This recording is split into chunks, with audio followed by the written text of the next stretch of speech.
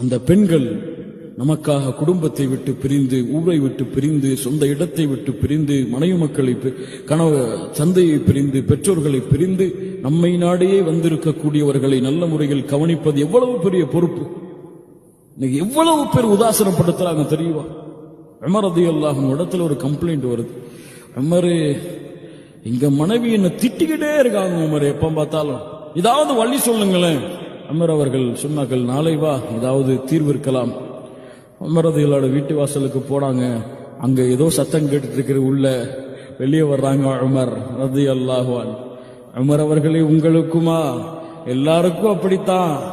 அந்த பெண்கள் நம்மிடத்திலே அமானிதமாக கொடுக்கப்பட்டவர்கள், நமக்காக வந்தவர்களுக்கு இதை கூட நாம் பொறுமையை கூட செய்யவில்லை என்றால் என்ன இருக்கிறது? சுப்ஹானல்லாஹி ரப்பில் ஆலமீன்.